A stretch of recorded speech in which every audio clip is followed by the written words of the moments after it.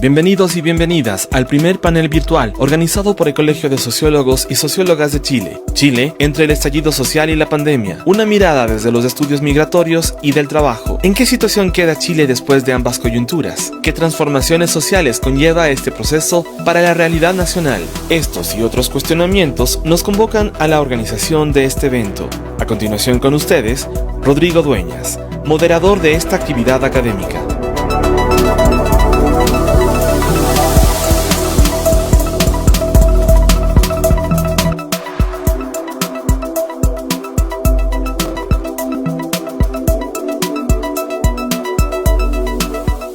Buenas tardes, estamos dando inicio a este primer panel virtual organizado por el Colegio de Sociólogos y Sociólogas de Chile, de título Chile entre el estallido social y la pandemia, una mirada desde los estudios migratorios y del trabajo.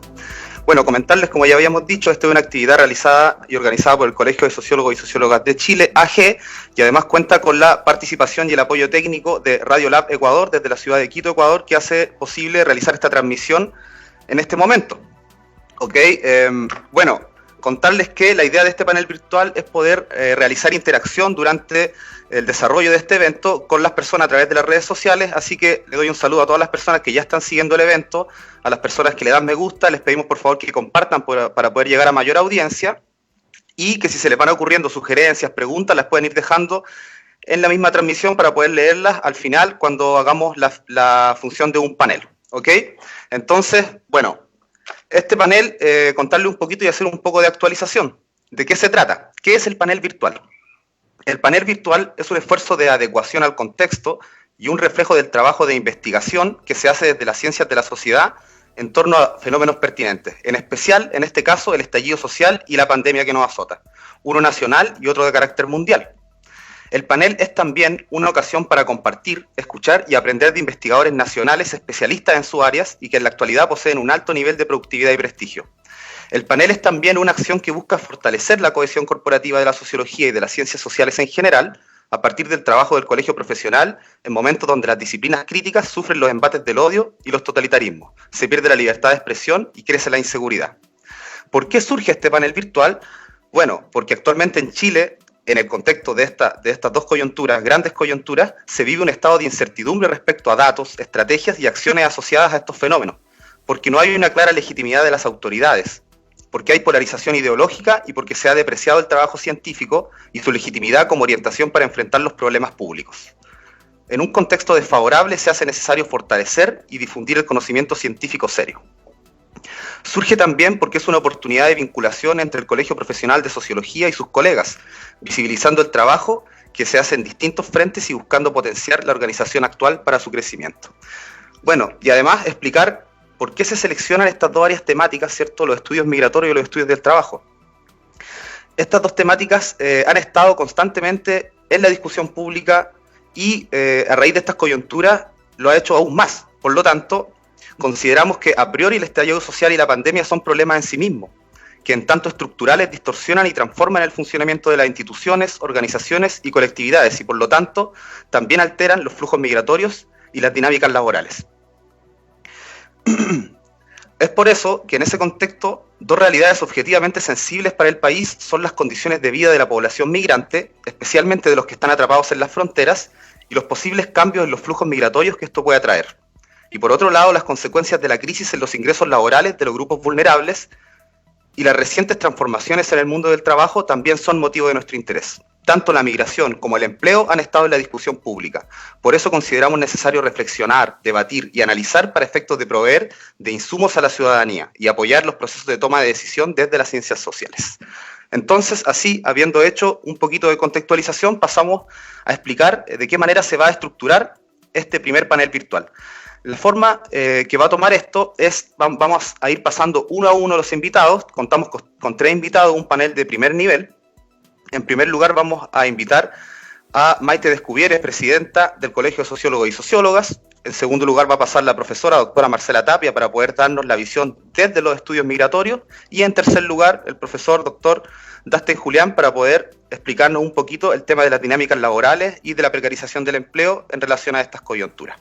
Entonces, habiendo dicho eso, vamos a aprovechar también de mandar un saludo a las personas que se están conectando en las redes sociales. Vemos que estamos teniendo muy buena recepción y les pedimos una vez más que puedan compartir, que puedan dar me gusta y que puedan dejar sus comentarios al final de la transmisión para que podamos realizar en vivo las preguntas a este panel y podamos aclarar un poquito en qué queda toda la escena nacional, ¿cierto? Con estos dos fenómenos que cambiaron a Chile en lo social, en lo cultural, en lo económico, etcétera.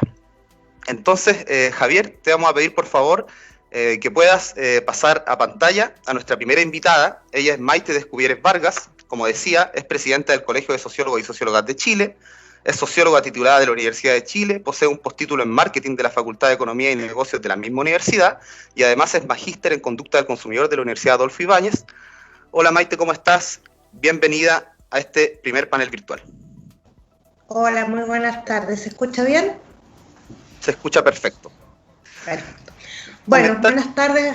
Buenas tardes, Maite. Buenas tardes a todos. Sí, les quiero dar las gracias a Marcela, a Dastel en particular, y a ti, Rodrigo, por acompañarnos en esta conversación. También a agradecer a Javier, que desde Quito nos está apoyando. Este es un panel interregional, internacional y que tiene la riqueza de la diversidad, que es un poco también de los temas que vamos a abordar hoy. Bueno, cómo no agradecer también a los compañeros del directorio, que los voy a nombrar rápidamente y esperamos tener a futuro la oportunidad de seguir en estas conversaciones y ir también rotando entre nosotros de modo que todos podamos compartir visiones de lo que están ocurriendo los fenómenos sociales. Perfecto, perfecto, Maite. Entonces, bueno, te agradecemos por estar acá y te vamos a dar unos minutos, como decías tú, para poder explicarnos un poquito cuál es la visión de la organización frente a estas grandes coyunturas que alteran la realidad chilena y además para que nos cuente un poquito en qué ha estado el colegio. Perfecto, gracias, Rodrigo. Antes de entrar, muy cortito, ¿quiénes son los compañeros del directorio? Héctor Solorzano de Iquique, Alexis Cortés, Bélgica Sangüesa y Fernando Chacón. Contarles que, ¿por qué este panel? ¿Por qué hablar del Chile de hoy? Tiene que ver con este Chile que despertó, este Chile que en octubre despertó y a partir de lo que ocurre hablamos de un nuevo Chile, se cambia absolutamente el mapa social y se profundiza todo lo que ocurre en el país ya cuando llegamos a hablar de pandemia. De alguna forma tú lo abordaste, sabemos que Chile tiene grandes diferencias socioeconómicas, estructurales, las cuales impactan notablemente en nuestra población. Una población que ha cambiado, ahí Marcela lo podrá profundizar, pero somos un país, voy a decir oasis, entre comillas, en el cual han llegado muchos migrantes buscando nuevas oportunidades, en un oasis que la pandemia nos demostró no ser tal oasis, un oasis que de alguna forma se ha visto quebrantado, y ¿por qué no? Pues estamos hablando de un país que es tremendamente desigual. Chile es el país con índice Gini más deteriorado en la OCDE. Estamos hablando de un país donde las brechas de género y las brechas étnicas están presentes, eso lo vemos en todos los ámbitos. Un país que yo creo que es lo que grafica lo que fue el estallido social, donde tenemos una total desconfianza en las instituciones. No tenemos legitimidad frente a esto, lo cual hace muy difícil también conducir todo un proceso como este, dado que no hay referentes a quien seguir. En el estallido social, yo tengo acá un símbolo, no sé si se ve, que es un Mac, una tacita de café, donde está el matapaco. Yo estoy segura que si yo le pregunto a cualquier persona quién es el matapaco, me va a explicar cualquier chileno, cualquier migrante que viva en nuestro territorio sabe perfectamente quién es el matapaco. Pero lo más seguro es que no puede hablar de referentes importantes a nivel nacional. Entonces, esto es como la muestra de una de las grandes crisis, ya la crisis de las instituciones. y para terminar esta imagen de Chile, podemos hablar de más de un Estado tremendamente debilitado, no solo por el tema de confianza hacia él, sino que porque los principales servicios, los principales aportes que debiera hacernos en el Estado están ausentes. Chile es un país donde la educación y la salud son bienes de lucro. Y esto se ha visto tristemente, digamos, revelado en su totalidad, en todo su dramatismo, en lo que ha sido ahora en pandemia. Antes del estallido social estábamos acumulando, esto era una olla que estaba juntando, que salió todo este tema de energía social en octubre, y nos encontramos con el peor escenario probablemente para enfrentar la peor pandemia en 100 años. Maite, consultarte, tengo, bueno, y lo sé también, que se realizaron bastantes actividades en el contexto del estallido social y también en el contexto de lo que es la pandemia por parte del colegio. Mira, la verdad que en el estallido social la ciudadanía como tal se manifestó y empezó lo que llamamos de alguna forma el autoconvocarse. Y en el autoconvocarse yo creo que todos tenemos al menos un cabildo en el cuerpo, como se dice. Todos participamos de los cabildos en las plazas, cabildos ciudadanos en distintos lugares, cabildos de salud, cabildos de las distintas profesiones, y nosotros no podíamos estar ausentes como cientistas de la salud. En ese contexto, esto fue el 18 de octubre, la primera semana de noviembre, invitamos tímidamente a un cabildo sociólogo, y digo tímidamente porque somos un colegio pequeño, pero con bastantes, digamos, ganas de estar ahí presente en toda la agenda social, y para nuestra gran sorpresa teníamos preparada una sala en la Academia de Humanismo Cristiano, y terminamos en 4 salas de reuniones absolutamente desbordados. Qué buena noticia. Y en paralelo también en Iquique se hizo otro cabildo, vamos a decir, autoconvocado por los sociólogos, que también fue muy exitoso. Interesante o importante que sepan que ese cabildo se trabajó en base a la metodología de la Mesa Unidad Social, un referente relevante que emerge de este estallido, y que tiene el valor que va a ser algo que los insumos son también comparables con muchos de los insumos que las distintas organizaciones tienen. Tenemos un trabajo hecho al respecto, vamos a terminar, digamos, el proceso de todo este trabajo que se hizo para dejarlo también como un aporte más de lo que ha sido nuestra gestión. Perfecto. Eso, no sé qué más les puedo contar. Claro, Maite, ¿qué es lo que piensan hacer con los resultados de estos cabildos? ¿Cómo piensan seguir aportando y quizás transferir esta metodología a las personas? Cuéntanos un poquito sobre eso. Quizás, y también nos podrías quizás adelantar qué es lo que están preparando, qué es lo que se viene.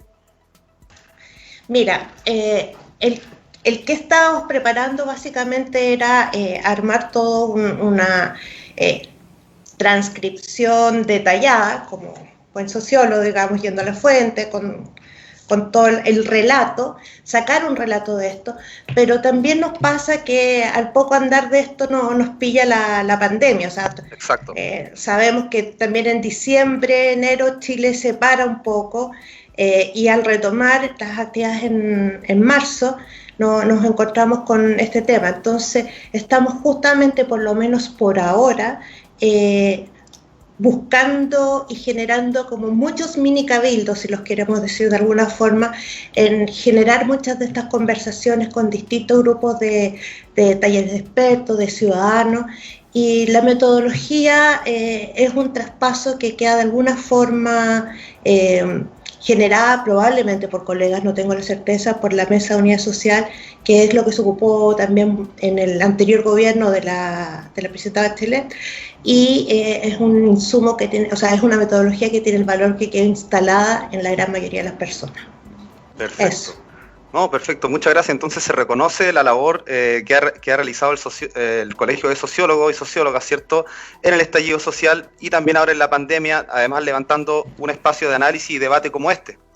Entonces, bueno, vamos a aprovechar también de saludar a las personas que se han ido conectando. La verdad es que estamos teniendo una muy buena acogida por parte del público. Estamos ahí en los 50 viewers hace rato. Y bueno, un saludo a César Augusto Camacho, que nos está viendo desde Bolivia. Un saludo además a Gabriela Sotela, que nos está viendo desde México, y a todos los colegas que nos están viendo obviamente desde Chile, para este panel virtual de título Chile entre el estallido social y la pandemia, una mirada desde los estudios migratorios y del trabajo. Entonces, Maite, darte el micrófono una vez más para que quizás quieras dar tus últimas palabras, quizás contarnos lo último sobre el Colegio de Sociólogos, para después seguir con los otros invitados y pedirte que te quedes obviamente con nosotros, porque al final tenemos que hacer el panel para hacer una ronda de preguntas. Gracias, Rodrigo. No, simplemente profundizar en los agradecimientos. El Colegio Sociólogo va a seguir presente en la escena social, generando estos conversatorios, que es lo que se puede hacer hoy. También pensar que esto a profesionales de mi área, yo vengo del área del marketing y de conducta del consumo, nos plantea el desafío de cómo acercarnos a los clientes y a los consumidores. Porque yo que me dedico a hacer focus group, por ejemplo, tengo no solo una barrera que es obvia, sino que también una barrera de la pertinencia a los temas. Entonces se nos vienen grandes desafíos, sabemos que todos los momentos difíciles de la humanidad, guerras, pandemia, etcétera, tienen como efecto las innovaciones. Probablemente esta sea una fuente de innovación. Y lo otro que esperaríamos también de alguna forma, el repensar esta sociedad de consumo, de desatada neoliberalismo en Chile, donde se funda, donde se explota en su máximo, digamos, como el máximo exponente, y donde también el fracaso de este sistema fue estrepitoso. Así que, ¿qué se viene? Lo que te digo, y agradecer este momento.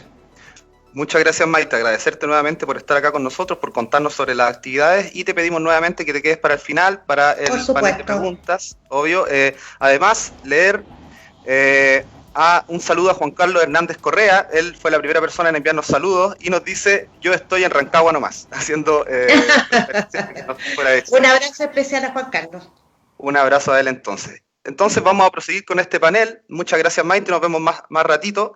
Y bueno, contarles, como decía recién, este es el primer panel virtual organizado por el Colegio de Sociólogos y Sociólogas de Chile. Tiene por título Chile entre el estallido social y la pandemia, una mirada desde los estudios migratorios y del trabajo. Y obviamente vamos a seguir con la presentación de nuestro panel. Vamos a pedirle por favor a nuestro gran colaborador y genio de las transmisiones, Javier Macas, que nos pueda hacer pasar a nuestra próxima invitada y panelista. Ella es la profesora Marcela Tapia Ladino. Ella es profesora en Historia y Geografía, magíster en Historia por la Universidad de Concepción, doctor en América Latina Contemporánea por el Instituto Universitario de Investigación Ortega y Gasset y la Universidad Complutense de Madrid, profesora titular y directora del Instituto de Estudios Internacionales INTE de la Universidad de Arturo Prat, directora de Si Somos Americanos y directora del Magíster en Relaciones Internacionales y Estudios Transfronterizos. Sus áreas de trabajo son los estudios fronterizos y migratorios y las relaciones de género. Marcela fue miembro del grupo de estudio de Fondesit entre el año 2015 y 2018, presidiendo este grupo durante el último año. Ha sido investigadora responsable de 2 Fondesit regular, uno de iniciación, y ha participado como coinvestigadora en 3 Fondesit regulares. Así que, profesora, bienvenida a este panel virtual. Hola, buenas tardes. Gracias por la invitación. Bueno, a mí me corresponde ver el tema para el cual fui convocada desde los estudios migratorios, y tengo un PowerPoint que no sé cómo lo vamos a ir pasando.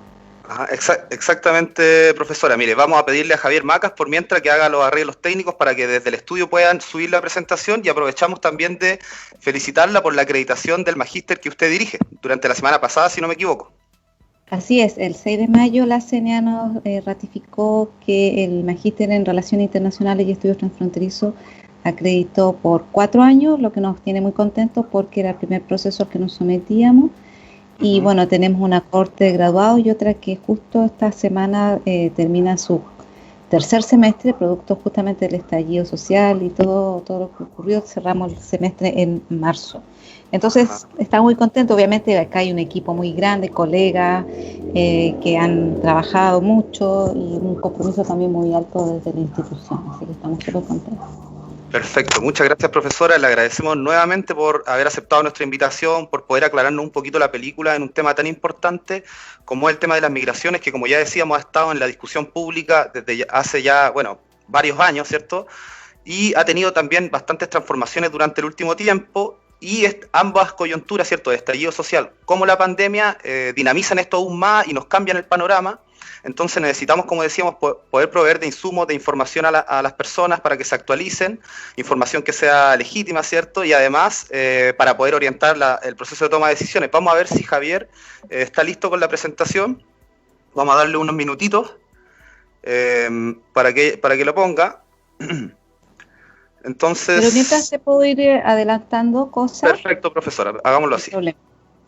Mira, como me pidieron situar los estudios migratorios en este contexto, bueno, evidentemente el fenómeno migratorio, como todos los fenómenos, se han visto afectados por la pandemia, y ahí se vincula bastante bien con lo que dijo hace un momento la presidenta de la Escuela de Sociólogos y Sociólogas, que entronca también con el fenómeno del estallido y que viene a dar cuenta de un proceso mucho más largo y de mayor profundidad.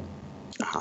Entonces, bueno, es importante señalar que desde los años 90 Chile se ha configurado como un destino migratorio sudamericano, especialmente fronterizo, especialmente peruano, boliviano, con más profundidad, sobre todo en el norte de Chile, y de un tiempo a esta parte de países más lejanos dentro de América Latina, como Venezuela e incluso Haití.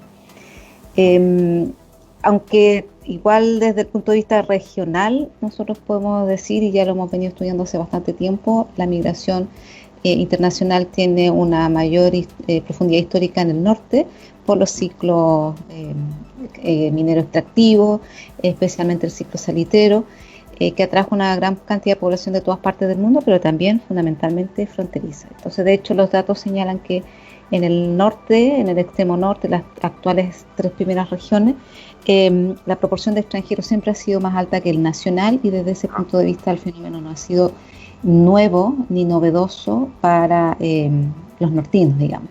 Sin embargo, desde los 90 sí se configura como un fenómeno, entre comillas, novedoso, pero porque cambió la dirección, y eso también tiene que ver con un fenómeno que es global. En general los migrantes prefieren o buscan las capitales, las grandes ciudades, para buscar distintas oportunidades.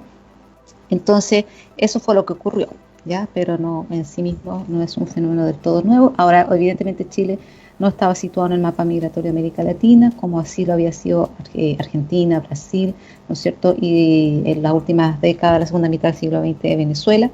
Ajá. Y desde ese punto de vista es entre comillas nuevo como destino, ¿ya?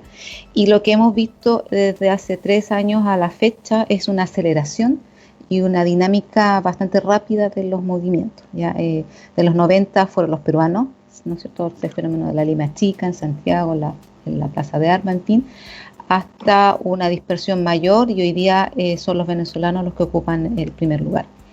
De hecho, según datos más recientes, casi los extranjeros se estima que llegan a casi 1,5 millones de personas, por sobre el 7,8% respecto a la población total.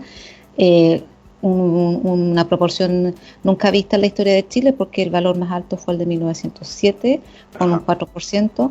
Entonces, evidentemente es llamativo, ¿ya? Uh-huh. Y bueno, ahora, claro, ¿por qué han venido a Chile los migrantes y los extranjeros? Como casi todas partes del mundo, los migrantes que se denominan, ¿no es cierto?, desde el punto de vista de la nomenclatura, migrantes económicos, han venido atraídos por el mercado laboral. O sea, es el mercado laboral el que genera una suerte de lo que se ha denominado un efecto llamada, para ocupar espacios o tipo de trabajo en nichos específicos. Y también otro elemento que es una percepción exitosa del país. Ajá. que una colega de la Universidad de Chile, Yana Contreras, habla de este efecto espejismo, ¿no es cierto? Que también es un fenómeno que no es propio de Chile. En general, las historias de migración siempre existe esta suerte de espejismo, ¿no es cierto?, que se ha denominado sueño americano, en fin, de distinto tipo, ¿ya? Y donde se han incorporado los extranjeros fundamentalmente en trabajos que se han denominado de las 3P, ¿no es cierto? Precarios, penosos y peligrosos, y generalmente en la informalidad, ¿ya? En el servicio doméstico, de cuidado, en la construcción, en la agricultura y y el comercio callejero como una opción de salida. Claro. ¿Qué cosas actúan como atractivo? Fundamentalmente porque en el entorno de Chile tenemos países que son menos desarrollados, y eso hace que al cruzar las fronteras se produzca un efecto de diferencia, ¿no es cierto?, que se traducen en un ganancial mayor para quienes las cruzan, ¿ya? Claro. Y eso hace que, por un lado el efecto espejismo, ¿no es cierto?, que hace que, mira, ganan tanto, que puede ser el doble, puede ser el triple, dependiendo del lugar de origen de las personas. Pero sin embargo, cuando llegan, evidentemente el costo de la vida también es mayor, y eso también hace que las formas en que se insertan o los modos de incorporación, por ejemplo, al mercado laboral, también sean precarios, como ya les mencionaba, y fundamentalmente sobre todo la primera etapa del ciclo migratorio, en la informalidad. Y la dificultad en general que tienen las personas cuando llegan a Chile son de distinto tipo. La mayoría entran como con visas de turista, por lo tanto el ingreso mayoritario es regular, ¿ya? O sea, para desterrar esta idea, ¿no es cierto?, de lo ilegal, y porque además ningún migrante es ilegal, sino que cae regularmente en una situación de irregularidad producto del vencimiento de la visa turista, porque en muchas ocasiones el ánimo es la búsqueda de trabajo. Y bueno, ¿qué cosas les han impedido, por ejemplo, insertarse con mayor de acuerdo a su formación? En la dificultad, por ejemplo, con validar títulos, en otros casos falta de redes, y en otros también la falta de capital, ¿ya? Pero a la medida que más tiempo llevan, evidentemente se van consolidando, van estableciendo redes, y casi siempre los últimos en llegar son los que más sufren, y es lo que hemos estado viendo en el último tiempo, ¿ya? Y bueno, y el otro elemento bien estructurante de las condiciones de vida es el marco jurídico sobre extranjería, que en el caso nuestro es una ley muy antigua, del año 75, hecha en dictadura, donde la percepción o la definición del extranjero es más bien vista como una amenaza. Y para sumar lo que comentábamos al principio, ¿no es cierto?, se incorporan también en un sistema que es bastante inequitativo, que ya es desigual para los chilenos, ¿ya? Pero evidentemente se agudiza en el caso de los extranjeros, porque en ellos se superponen una serie de sistemas de desigualdad: género, etnia, clase, nacionalidad, fenotipo, también el color de la piel, ¿ya? Eso también eso dificulta. Y eso, ¿dónde lo vemos? ¿Dónde se notan estas inequidades? Sobre todo en el acceso a la salud, a la educación, la vivienda y la dificultad de la regularización migratoria. A pesar de que nosotros tuvimos un proceso recientemente, un alto porcentaje no logró, ¿no es cierto?, regularizar, y eso ha traído consecuencias. Claro. Profesora, acá como que de alguna manera se vio una doble dimensión, ¿cierto? Como usted muy bien recién nos explica, nos hace toda una contextualización de lo complicado que puede llegar a ser, primero, el proceso de ingreso, el proceso de regularización, pero ahora vienen estas dos grandes coyunturas, nos cambian por completo el panorama social, cultural, económico del país, y por eso decía, hay como una doble dimensión. Por un lado, los migrantes son parte de los grupos vulnerables que son más azotados dentro del rango de la sociedad, y eso ya los pone en una situación vulnerable, pero luego hay una segunda dimensión, que es cuando de alguna manera un porcentaje de ellos quiere volver a sus países y se encuentran atrapados en la frontera. Bueno, claro, ese es un aspecto bastante inédito que no habíamos visto de esta manera, porque sí habíamos visto la dificultad de ingreso con un fenómeno que se denomina el rebote. Hoy día asistimos a un fenómeno completamente inverso, que es la imposibilidad de salir, ¿no es cierto?, que se ha denominado en la prensa los varados. Claro, entonces sí, efectivamente hemos pasado de una crisis que tiene que ver primero con el estallido social, que evidentemente afecta de manera diferente si ya hay personas que llevan más tiempo, si ya tienen sus papeles, si tienen contratos, si han podido adquirir vivienda, con aquellos que han llegado en el último tiempo. Y hoy día lo que hemos visto, ¿no es cierto?, es que se han visto imposibilitados de salir por la imposición de esta frontera sanitaria, y también hay que decirlo, y el abandono en muchos casos de connacionales que han quedado a su suerte, ¿ya? Que han sido finalmente atendidos por la caridad y por el voluntarismo, ¿no es cierto?, de una serie de organizaciones donde la Iglesia ha sido una de las más importantes. Perfecto. No sé si quieres que cerrar la idea. Prosiga, profesora, prosiga. Ya. No, mira, nosotros si bien estudiamos los estudios migratorios acá en el norte, dentro del paraguas de este corpus de conocimiento, pero en realidad dentro de esos estudios nos hemos abocado, o personalmente, a las movilidades en frontera, que son en muchos casos movimientos que pueden dar lugar a la migración en este sentido más clásico, ¿no es cierto? Esta idea de que el migrante se instala, que si bien siempre está en el horizonte de volverse, pero finalmente termina echando raíces, que es la figura que acuerda en la idea de las colonias, que acá se celebran una vez al año. Sin embargo, hoy y en general en el mundo, y en especialmente en los espacios fronterizos, lo que encontramos son personas que cruzan la frontera por temporalidades bien variables, por motivos bien diversos, entre ellos laborales, comerciales, por salud, por ocio, por busca de entretenimiento, incluso por actividades ilícitas. Entonces lo que vemos es que en estos espacios fronterizos lo que encontramos son personas que se les denomina migrantes, pero que en realidad son sujetos altamente móviles, que tienen una serie de prácticas sociales fronterizas, que son personas o sujetos multianclados, como dice mi colega Yaisma Contreras, y que tienen, podríamos llamar, un estilo de vida fronterizo. Acá es frecuente en Iquique que en el verano llegue gente joven a trabajar, por ejemplo, a garzonear en la hostelería, a juntar recursos para volver a la universidad, en fin, por 3 meses, que es lo que les da la visa de turismo. Varios de los casos de bolivianos varados en Santiago están dentro de esta figura. Eran personas que habían llegado en enero, vinieron a ver a familiares, probaron suerte, se quedaron a trabajar, y todo esto los pilló trabajando y despedidos, muchos de ellos.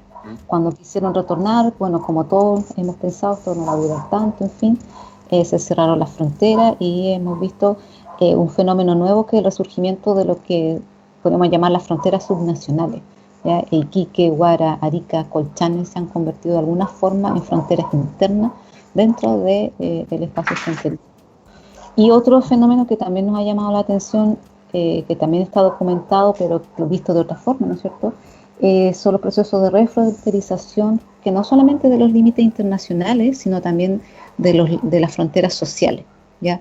Las fronteras han agudizado esta idea de línea que separa, selecciona y filtra, pero también el extranjero se le ha cargado, ¿no es cierto?, esta idea del otro, incluso del vector del virus, ¿no es cierto?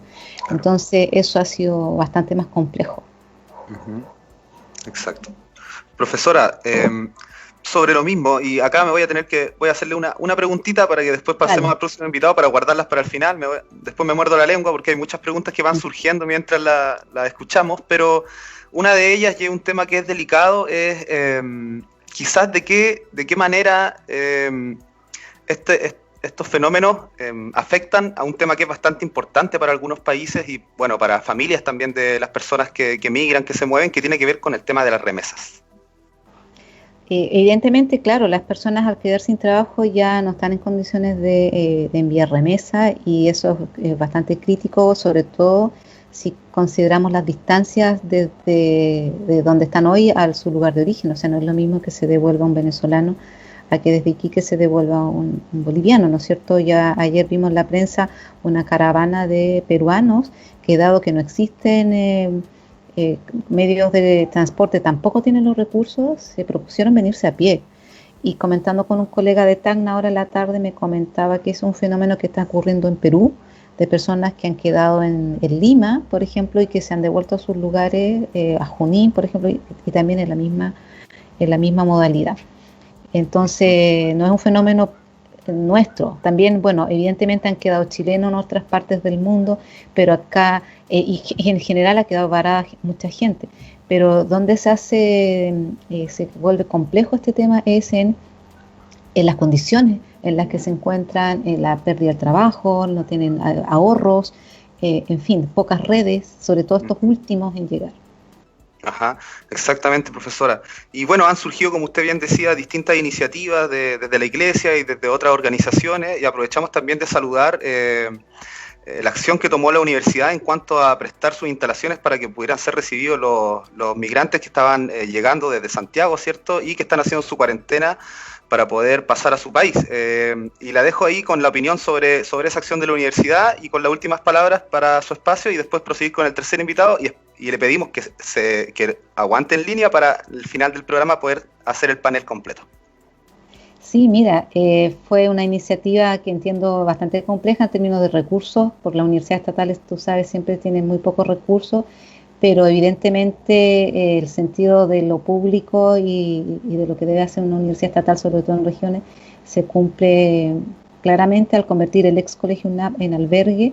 Fue un hecho que a nosotros nos alegró mucho. De hecho, yo le mandé una nota al rector felicitándolo por la iniciativa, que es lo que deben, creo yo, hacer las universidades estatales, de verse a sus comunidades, a sus territorios más allá, y además tomar la batuta en términos de contrarrestar, porque aquí también ha habido racismo, xenofobia, ¿no es cierto? Y esto que te digo yo de la refronterización en un sentido bastante amplio, y que también se traduce en esta discriminación respecto de las personas que están en el colegio en este momento.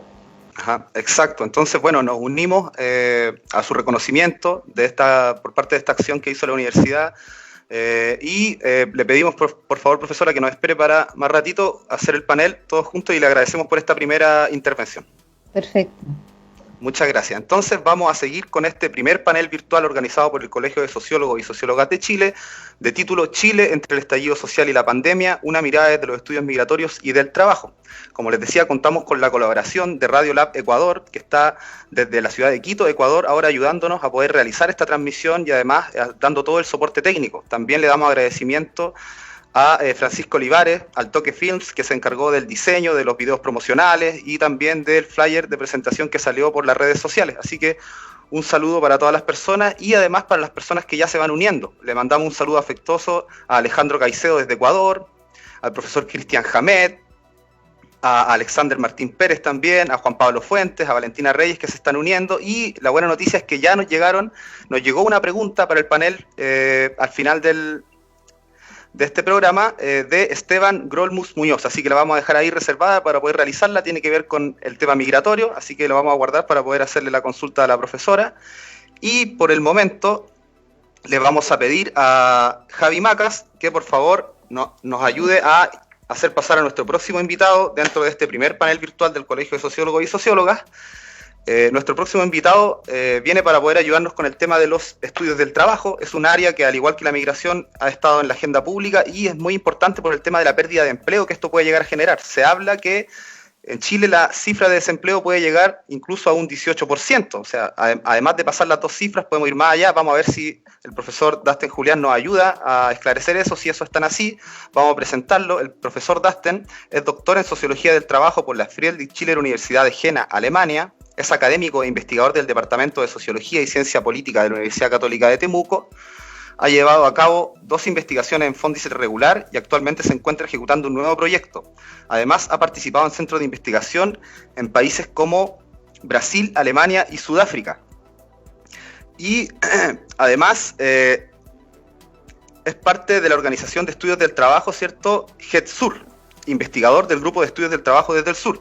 En la actualidad participa en redes de colaboración a través de 2 proyectos de la Agencia de Cooperación Alemana, del Consejo Latinoamericano de Ciencias Sociales CLACSO, sobre estudios del trabajo. Es miembro de la Asociación Latinoamericana de Estudios del Trabajo e investigador adjunto del Society Work and Politics Institute de la Universidad de Witwatersrand en Sudáfrica y miembro de la Red de Estudios del Trabajo en Chile. Sus líneas de investigación son precariedad laboral y precarización social, repertorio y estrategias sindicales, relaciones laborales y conflicto social y subjetividades. Bienvenido, profesor Dasten.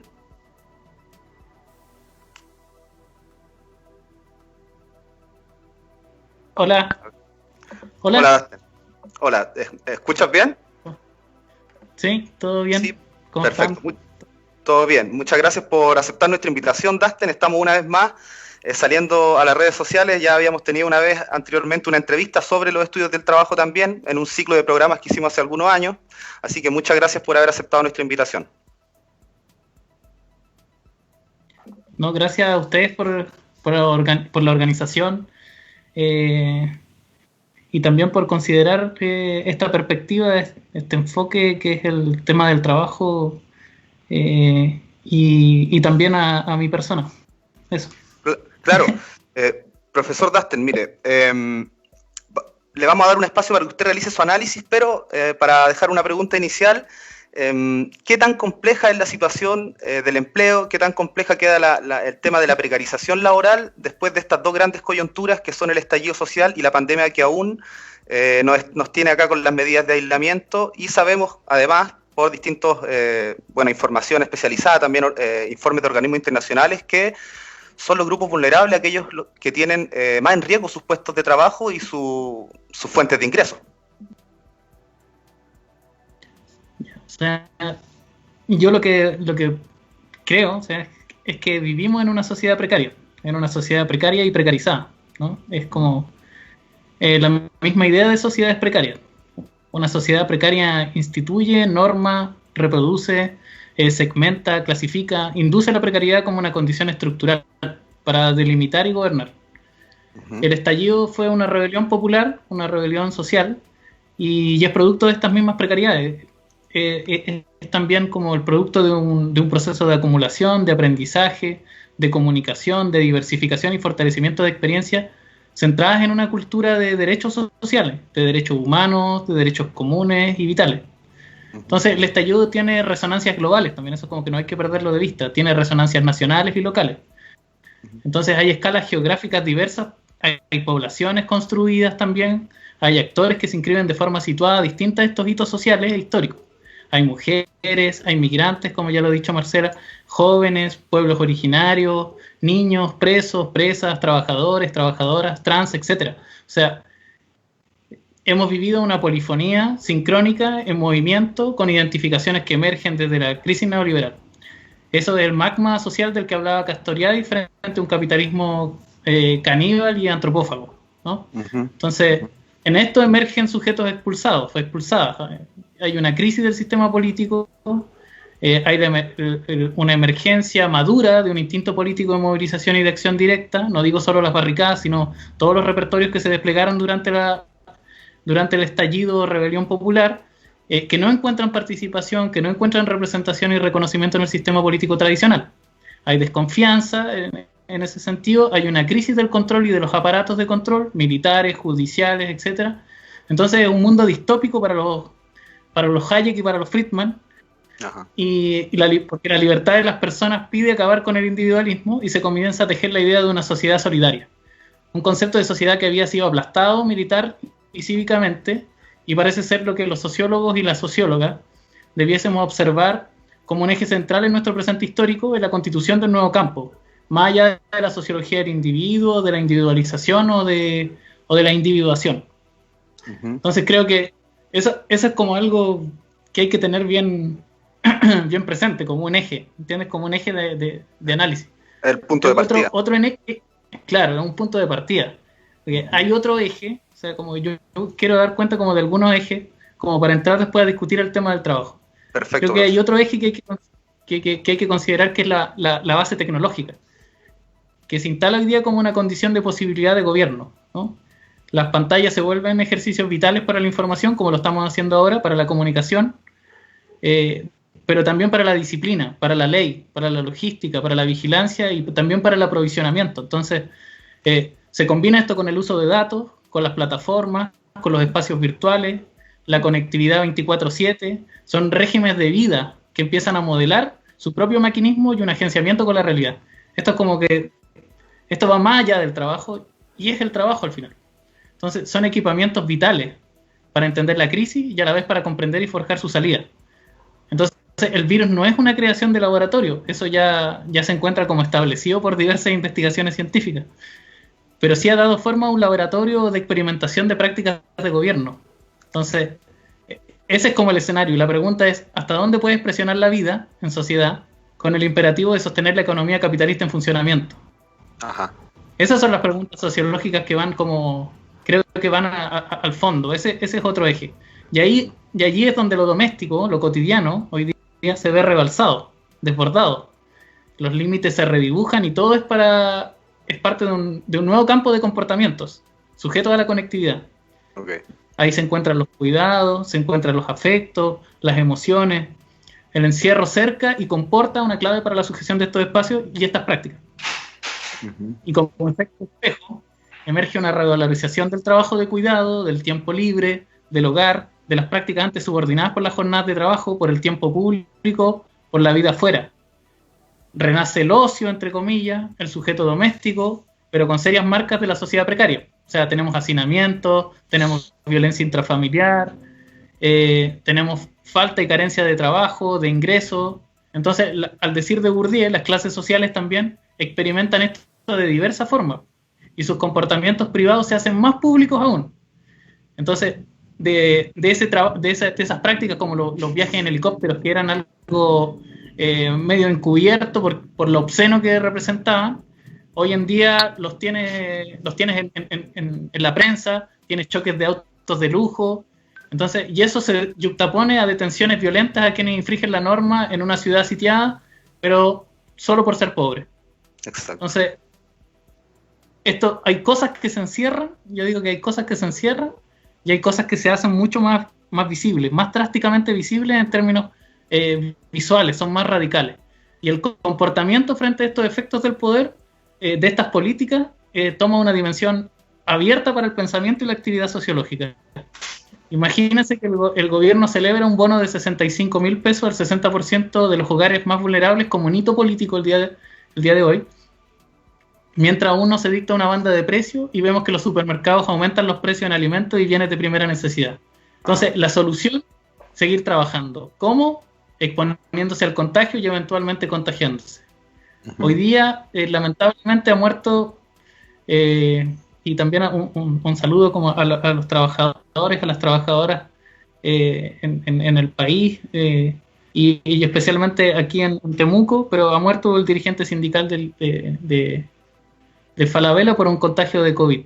Entonces, estamos viendo esa violencia es la que se está expresando hoy día. Entonces, y además es un problema civilizatorio, el que presenta para una sociedad que se ha pensado desde el crecimiento económico y no desde la promoción de políticas distributivas, porque solo estamos pensados como socialmente para trabajar, para crecer y no para redistribuir. Uh-huh. Entonces, otro eje pasa a ser inmediatamente el Estado. O sea, el gobierno conoce este escenario y ha promovido una política de shock, solo limitada por las mismas contradicciones en su propia coalición, sobre las magnitudes y la radicalidad del golpe, por nada más, no porque ha tenido una oposición enfrente. Entonces, hay bloques y fracciones de clase en la composición del gobierno, y esto puede ser observado en las propuestas, en los proyectos, en los discursos y en sus enunciados. O sea, en el empleo es brutal y obsceno. La pandemia radicaliza las precariedades vividas y padecidas en una sociedad capitalista neoliberal y dinamiza las formas del ejercicio disciplinario y del control, ¿no? Realzan y reviven su programa de gobierno, esto es muy importante, a través del Congreso. El proyecto de teletrabajo entra ahora después de haber estado sepultado, y dinamizan los medios de expoliación. El seguro de cesantía es consumar el mismo trabajo vida de quienes han entregado durante años la valorización de su trabajo a un fondo, y ahora a partir de eso es como meterse los órganos de los mismos trabajadores en sus propios cuerpos y demolerlo, y desde ahí empezar a acumular. Mientras se subvenciona el sistema bancario. Entonces, sentarse en la Plaza de la Dignidad es la representación más gráfica de esta obscenidad.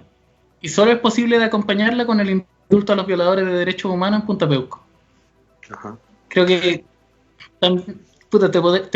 podría seguir, pero No sé si No, quieren que... perfecto, ¿Quieren que Dustin. siga? Dustin, muchas gracias por ese primer panorama que nos pone sobre la mesa. La verdad es que estaba escuchando muy atentamente tus palabras porque pareciera que yo a veces peco de optimista y bueno, ante esta pandemia no se puede ser optimista, pero la verdad que tú nos dan una mirada, como bien decía, a la precarización completa de la vida en sociedad acá en Chile, que bueno, viene desde ya algunas décadas atrás, ¿cierto? Y quería también ver si podías ahondar un poquito, para después recién pasar a la parte de panel, ahondar un poquito en esta también doble dimensión, al igual como le dijimos a la profesora Marcela, hay una doble dimensión en cuanto al empleo en Chile, hay dos realidades.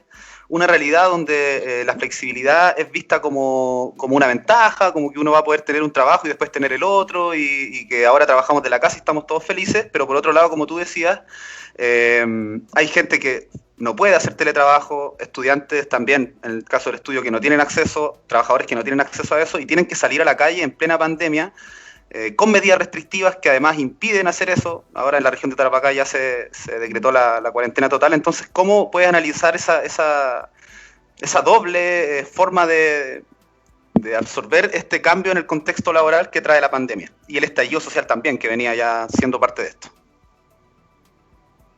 Es que en este punto yo creo que de cierta forma como que los estudios del trabajo en general han alcanzado una suerte de musculatura como bien potente en Chile, como para poder responder este tipo de preguntas.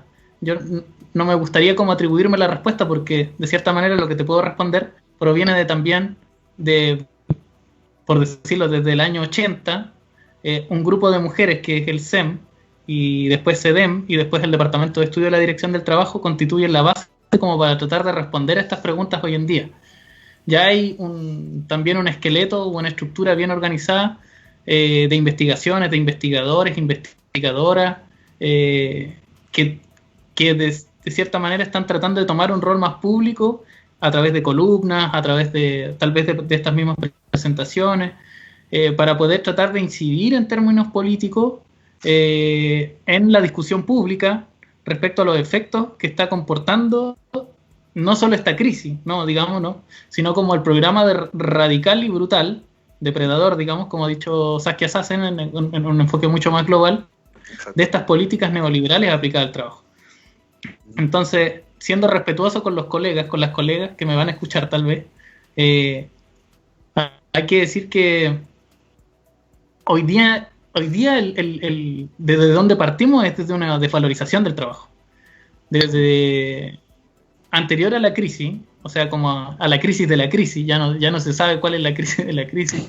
Exacto. Pero a partir de la rebelión popular, lo que estaba presente era una desvalorización profunda del trabajo, ¿entiendes? O sea, y que estaba inducida e instituida a través de un salario mínimo, que es mínimo, en el sentido de que no siquiera es para la reproducción de la energía básica que requiere una familia o un trabajador o trabajadora para su propia reproducción humana, viva.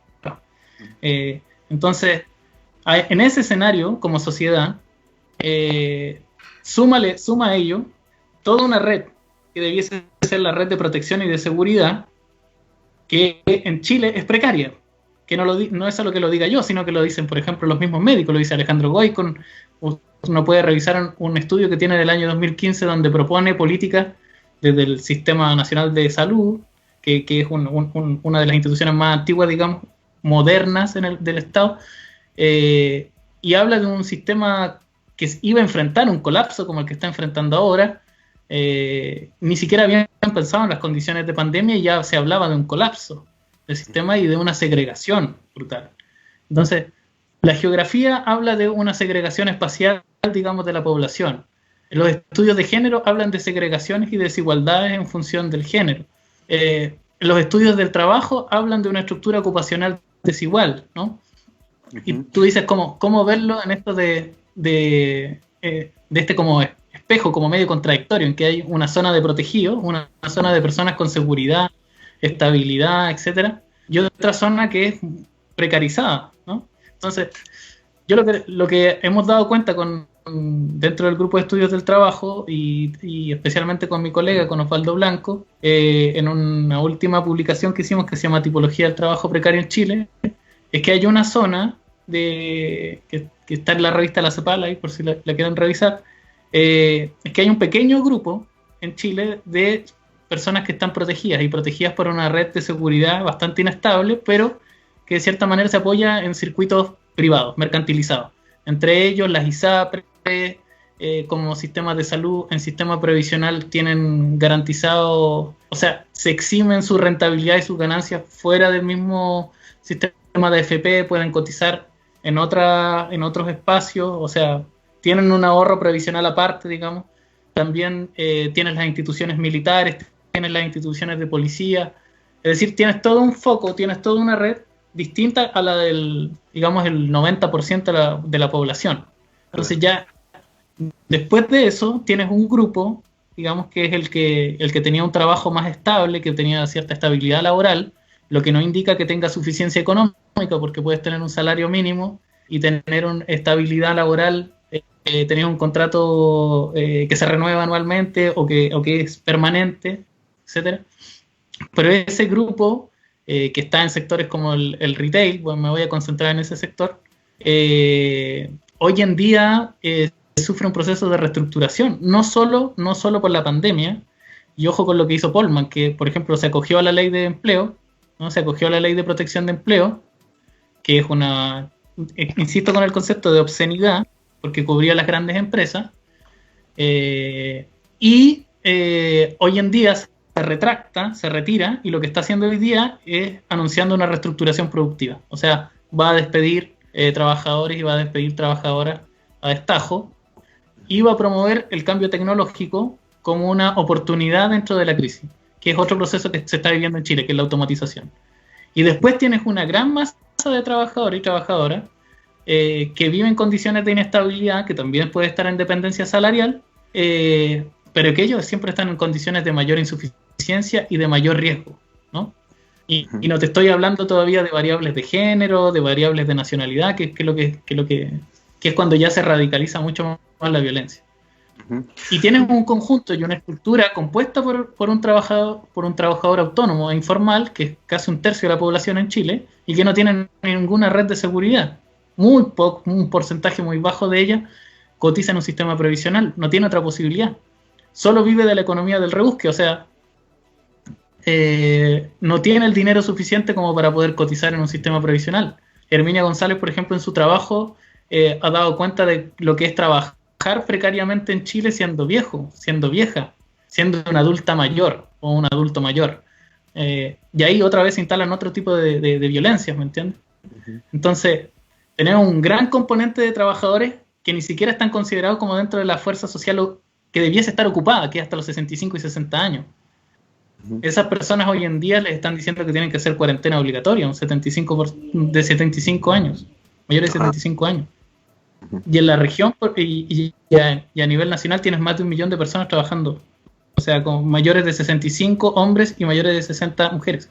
Entonces, hay datos que te muestran en definitiva y te evidencian que no vas a tener un control de la pandemia, que no vas a poder conducir e inducir un comportamiento seguro en la pandemia si no generas una renta básica, si no generas una red de solvencia económica.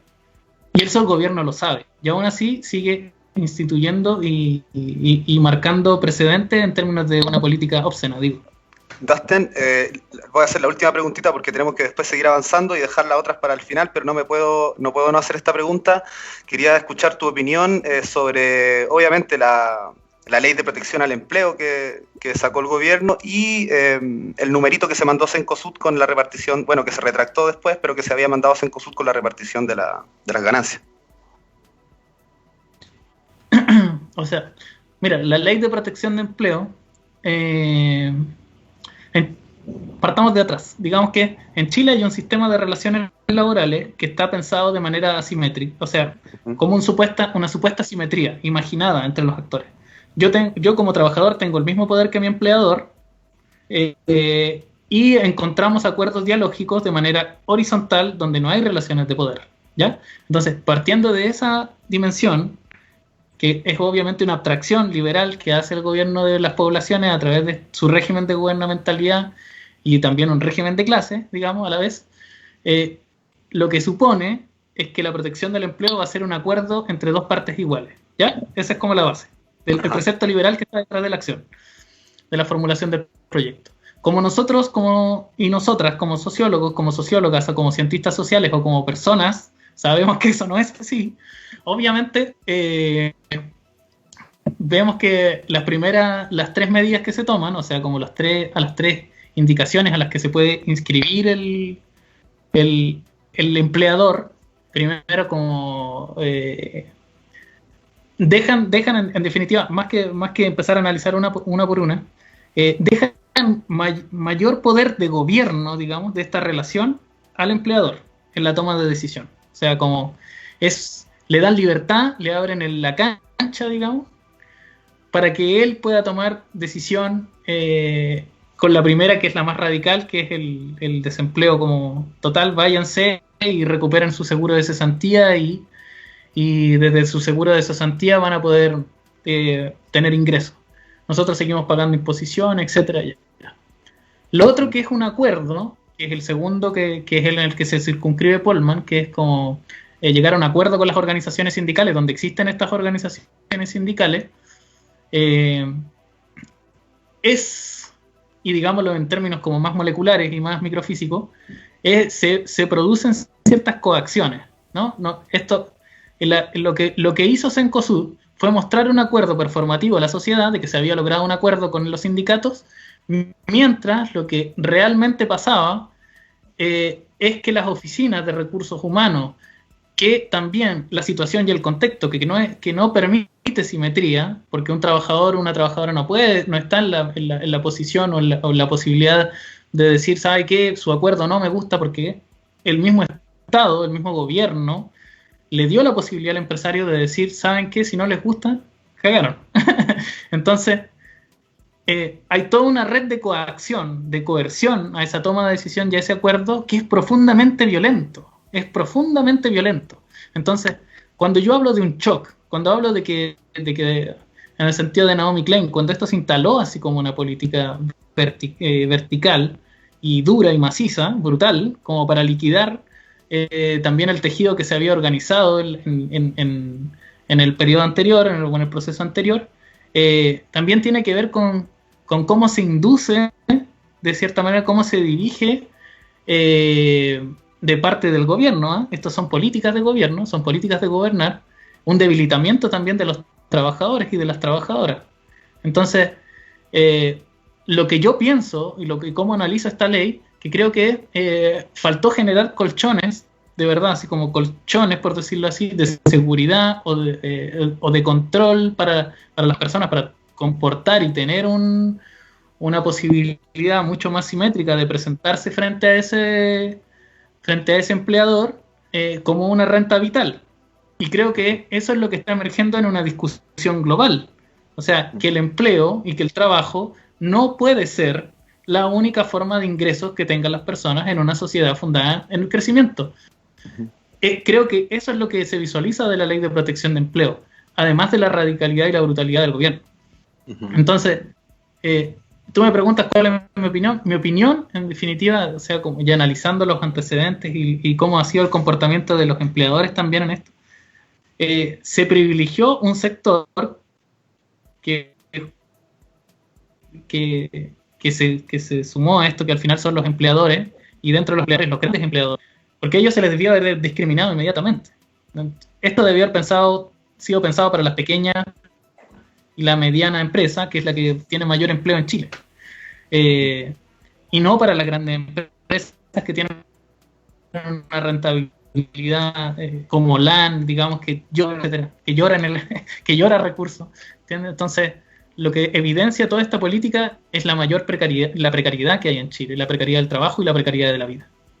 Perfecto. Muchas gracias entonces, profesor Dasten, con toda esta visión que nos entrega, ¿cierto? Nos pone primero ciertos antecedentes que hay que considerar para iniciar el análisis y luego nos acerca un poquito más a los problemas particulares. Le pedimos, por favor, profesor, que se mantenga en línea, porque ahora vamos a armar este panel virtual con los 3 invitados para hacer unas rondas de preguntas.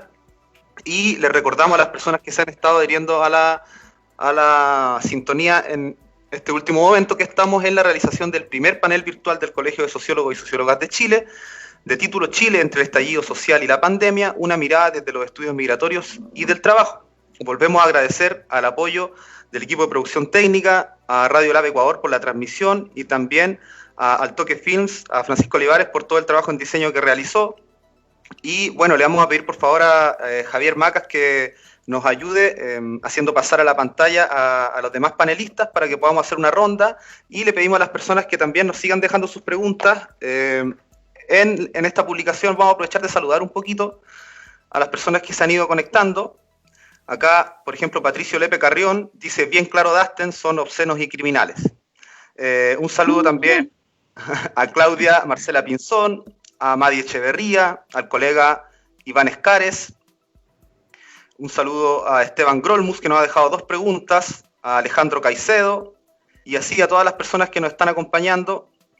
A Kaki Olivares también, que se unió hace poco. Así que vamos a esperar un poquito a que Javi nos pueda poner a los 3 panelistas en la pantalla para proceder a realizar una ronda de preguntas y poder de alguna manera, a través del diálogo, ir concluyendo, ir avanzando un poquito más en lo que significa este análisis de la realidad social chilena, después y considerando el estallido social y además la pandemia que nos tiene en este momento con medidas de aislamiento.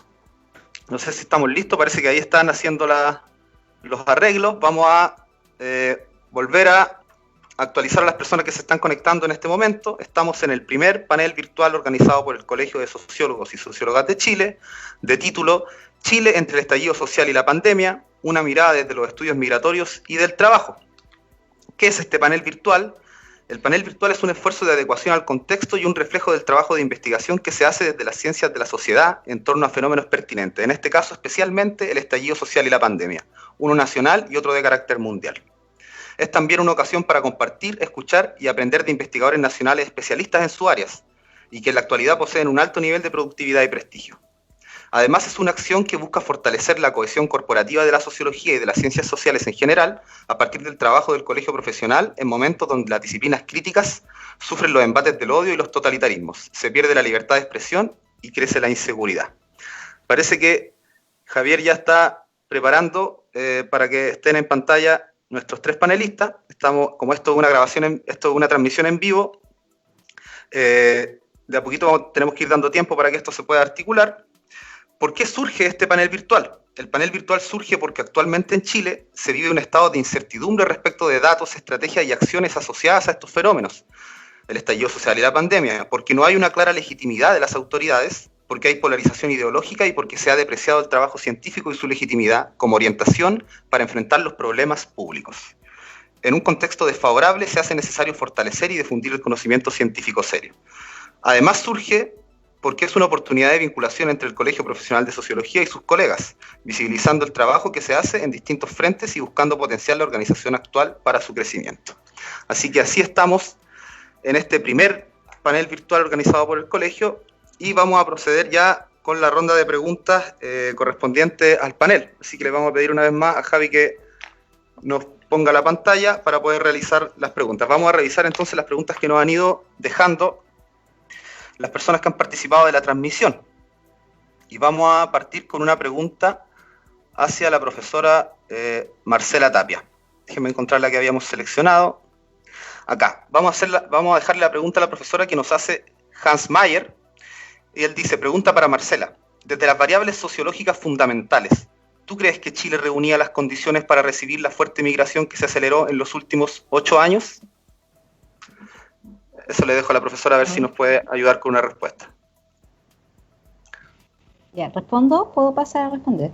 Claro, gracias. Responda por mientras nos están ajustando la pantalla, por mientras se escucha el audio. Mira, Hans, los fenómenos migratorios primero son fenómenos bastante, como dije hace un rato, dinámicos y también se relaciona con otra pregunta que vi ahí en el panel, también bastante autónomos en general, ¿ya? Y varían y pueden variar en el tiempo, incluso con bastante independencia de los fenómenos que los detonan, ¿ya? Si Chile estaba preparado o no, es algo que no es que los países se preparen para, pero hay una serie de indicadores que nos permiten más o menos predecir, aunque esto es muy difícil, ¿no es cierto?, pero que son un poquito predictivos. Por ejemplo, Chile es un país que envejece, ¿ya? Nuestras pirámides de población van en aumento. Si nosotros le preguntamos a los estudiantes universitarios, y con Fernanda hizo una tesis sobre eso, cada vez las personas jóvenes quieren tener menos hijos o definitivamente no los quieren tener, y es un fenómeno que no solamente de Chile, sino que en general de las sociedades que han avanzado en general en el desarrollo, más allá de lo que podamos discutir por desarrollo. Eso es un tema demográfico que es real. Luego hay una serie de nichos laborales que ya les dije a ustedes son bastante poco queridos. Un nacional en general cada vez quiere menos hacer este tipo de labores, y eso también se relaciona con el acceso a la educación. Chile tiene un alto porcentaje de estudiantes universitarios, por ejemplo, respecto a su población. Veamos la cantidad de universidades que tenemos.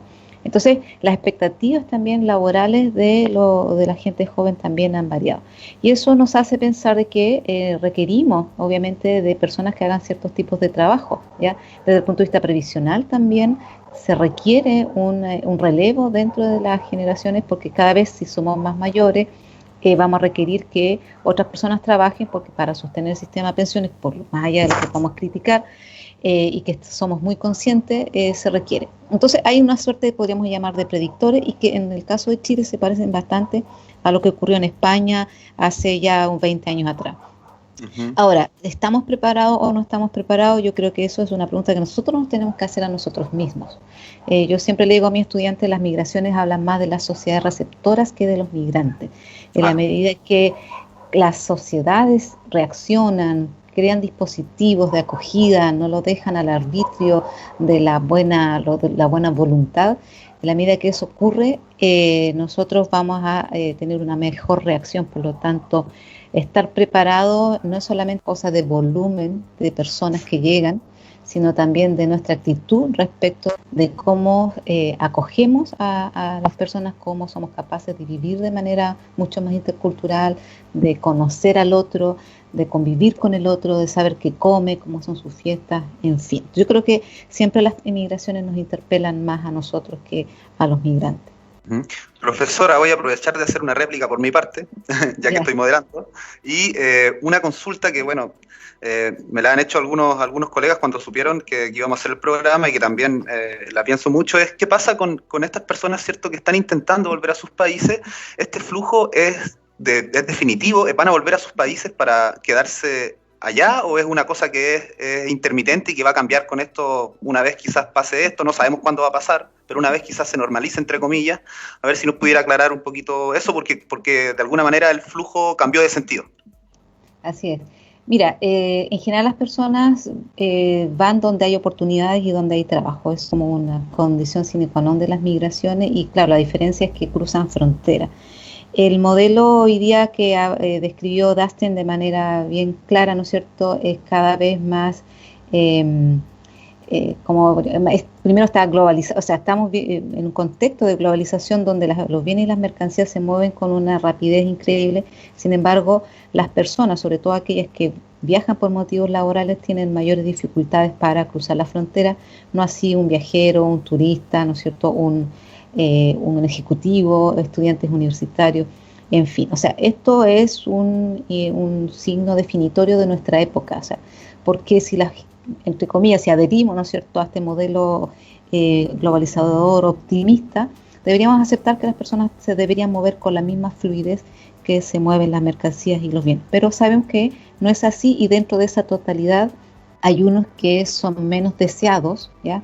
Estos que vienen por razones laborales fundamentalmente, y bueno, hay toda una construcción también sobre que tienen menos recursos, ¿no es cierto?, toda la producción de Adela Cortina sobre la porofobia, que se les indica como pobres cuando en realidad no lo son necesariamente. Los datos indican que los migrantes en general tienen mayor formación escolar, por ejemplo, para los trabajos que realizan, en fin.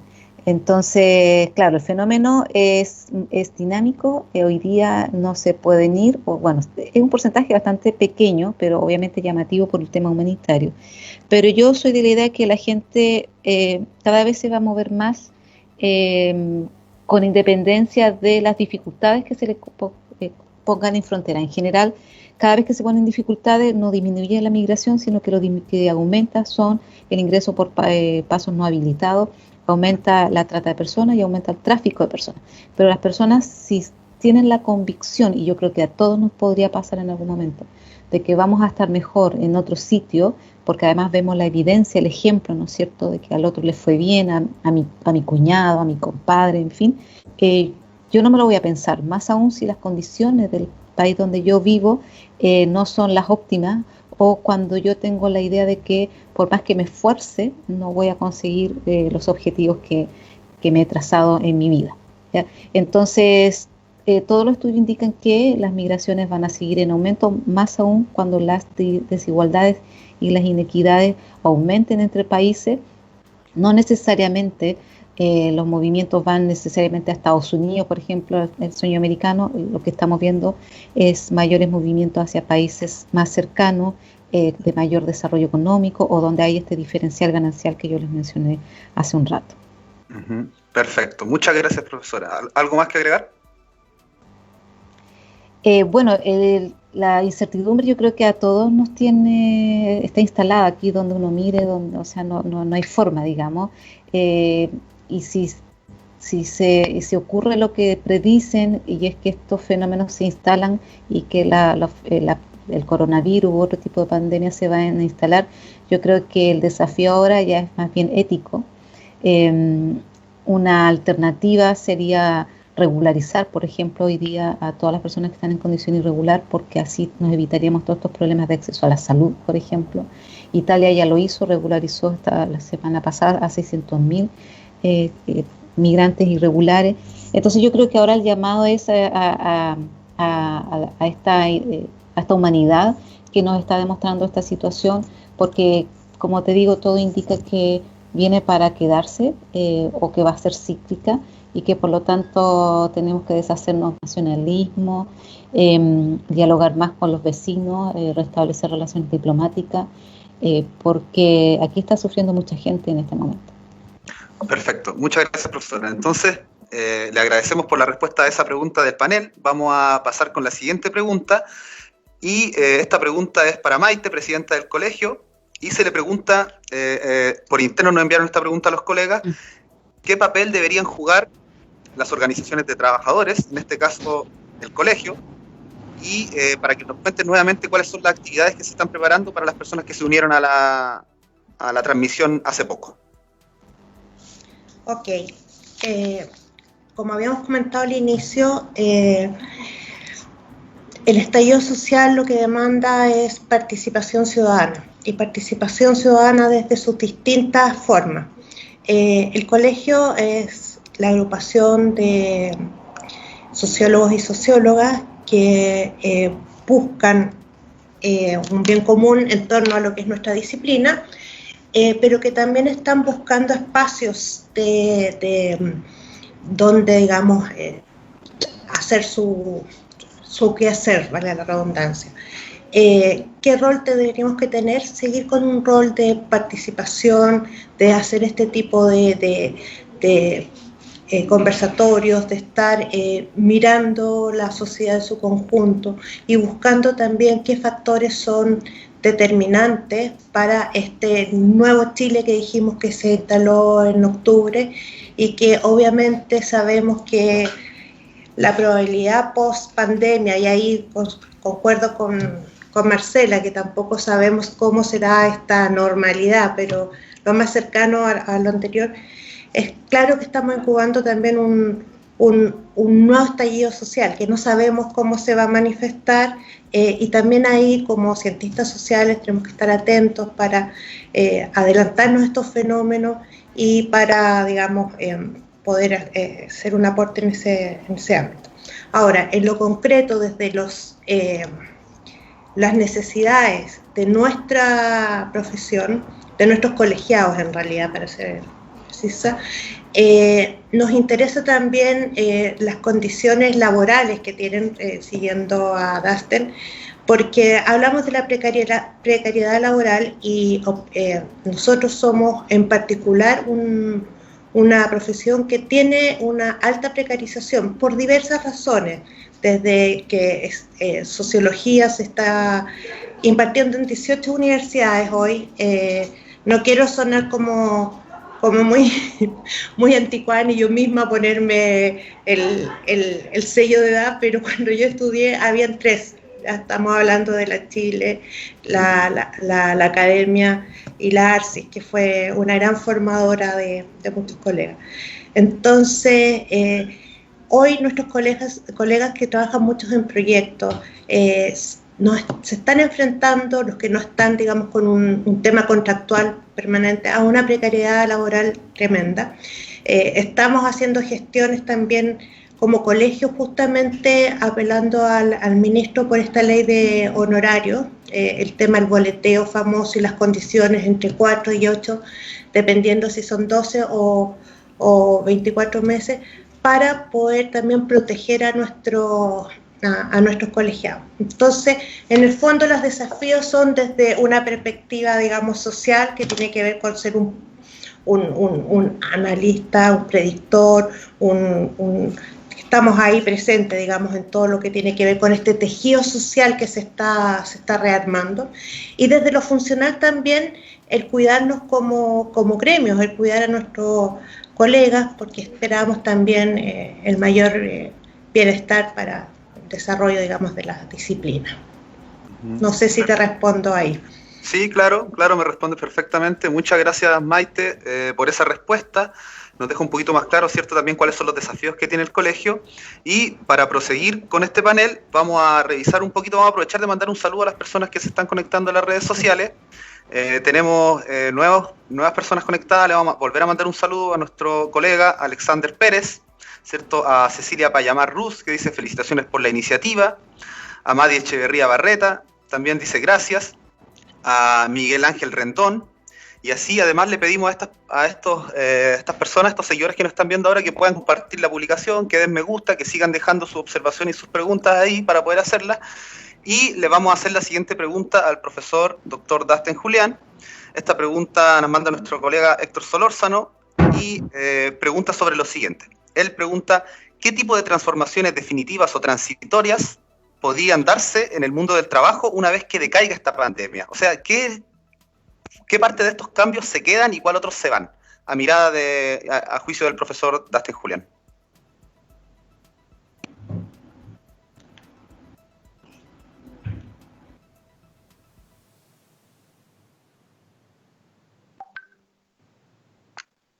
¿Aló, Dasten? ¿Aló? Ahí ¿Aló? está, Sí. ahí está, Dasten. O sea, es una muy buena pregunta la que hace Héctor. De hecho, es como una pregunta bien práctica, digamos, en términos del sentido de qué es lo que acontecerá también. O sea, que es esta incertidumbre en que estamos como sociedad, como sociedades en general, y como pueblos y sobre el eje del trabajo. Creo que, mira, en general hay ciertas situaciones que hoy día se están instalando, que son así como uno podría verlas como en esa nomenclatura de las retroexcavadoras o en los ejercicios verticales del poder, frente como a la indefensión en la que estamos para poder ejercer política. Hay ciertos dispositivos que se instalan. Uno de ellos es el teletrabajo. El teletrabajo es una instalación que, por ejemplo, en otras latitudes hoy día ya se está discutiendo si estos regímenes van a ser regímenes estables, que van a perdurar en el tiempo, y que también, digamos, que son políticas que no solamente se piensan en Chile, digamos, o sea, son parte de un arsenal de políticas y de un pack de políticas que se piensan generalmente en Estados Unidos y que todos los países en América Latina tratan de, no todos los países, perdón, pero los países de un corte neoliberal tratan de reproducir a nivel global. Entonces, teletrabajo seguramente va a ser uno de los proyectos políticos que ya se va a instalar, una condición de trabajo que se va a instalar, y que tiene que ser un horizonte político tanto para las organizaciones de trabajadores y de trabajadoras como para los investigadores e investigadoras del trabajo, para adecuar esta norma y adecuar esta ley a una realidad que también ya se instituye en función de la tecnología, digamos, y también de una economía que independiente que sea capitalista o no capitalista, uno podría pensar que las formas de teletrabajo van a tener expresión, se van a seguir reproduciendo, y de hecho ya eran parte importante también de las economías creativas, del trabajo inmaterial, como se le ha llamado. Entonces, sin embargo, o sea, y en esto, para no sonar un procapitalista tecnoburócrata, creo que hay elementos que se deben considerar. La limitación, por ejemplo, la limitación entre los tiempos de trabajo, las jornadas de trabajo, que es necesario volver a pensar en lo que estábamos. Que aunque suena como muy, muy raro que lo diga, pero estábamos discutiendo una jornada de 40 horas mientras se nos proponía esta compatibilidad entre trabajo y vida privada, digamos, ¿no? Entonces, hay leyes que van a tener que readecuarse a legislación, a discusión legislativa mucho más amplia, y que no es solo de normas, sino que es social, es colectiva, que no es solo institución. Y ahí aparece, obviamente, y me salgo un poco de pregunta Héctor, y tiene que ver con el marco constitucional que vamos a discutir también, que es una cuestión que está ahí almacenada, digamos, y tan en cuarentena como nosotros y nosotras mismas. Entonces, en esa carta magna también hay un sujeto, hay una sujeta, hay un sujete de trabajo, y hay una forma de trabajo que también va a tener que expresarse sobre todas las otras normas, ¿entiendes? Entonces, hay una discusión constitucional sobre el trabajo que hay que aventurarse a dar, que hay que creativamente proponer darla en sentido público, y ahí la investigación, y ahí nuevamente los investigadores, las investigadoras del trabajo, creo que ya han almacenado, por decirlo de alguna manera, y han acumulado un conocimiento muy significativo sobre la realidad hoy. Y está abierto a ese ensamble, o esa imbricación, digamos, con las organizaciones sociales, y también con algunos actores políticos, tal vez, para promover estas nuevas readecuaciones, digamos. Creo que es un escenario abierto en ese sentido. Lo que sí, y también como lo que sí es muy demarca estructuralmente lo que está sucediendo hoy día, es una crisis económica para el capitalismo, es una recesión para el capitalismo. Entonces, ese es un escenario que va a ser el telón de fondo de lo que va a venir en la readecuación tanto de los actores sociales, movimientos sociales, como de los clásicos trabajadores, sindicatos, organizaciones más fundadas en la estructura del capitalismo más tradicional, también en la periferia. Entonces, ahí va a ser un campo de batalla. Va a ser un campo de batalla, y nuevamente se va a abrir otra crisis, ¿no? O sea, es como Perfecto. Muchas gracias, Dafne, entonces, por esa respuesta. Y parece que le vamos a pedir, por favor, a los panelistas que nos estén participando que silencien su micrófono, porque se hace un poquito de eco. Y vamos a leer otra pregunta a la profesora Marcela Tapia, que nos mandan por las redes sociales. La pregunta es de Esteban Grolmus, y la pregunta es: ¿influye la posición política de los gobiernos de turno con la llegada de inmigrantes de distintos países? Y que pudiera desarrollar un poquito su respuesta. Sí, bien interesante la pregunta. En general, lo que dicen los estudios es que los movimientos migratorios en general se mueven con bastante independencia de las posiciones políticas de los gobiernos. En general, como ya les decía, actúan más bien estas fuerzas como las del mercado laboral, por ejemplo, y lo que ya les decía, el efecto espejismo que denomina mi colega para el caso de Chile.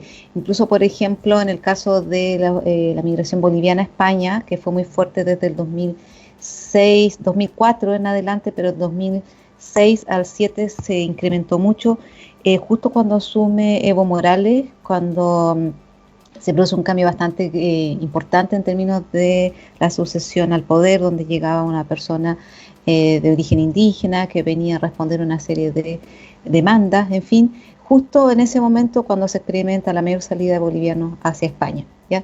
Y ahí uno podría decir, bueno, ¿qué pasó? La gente se pudo haber quedado.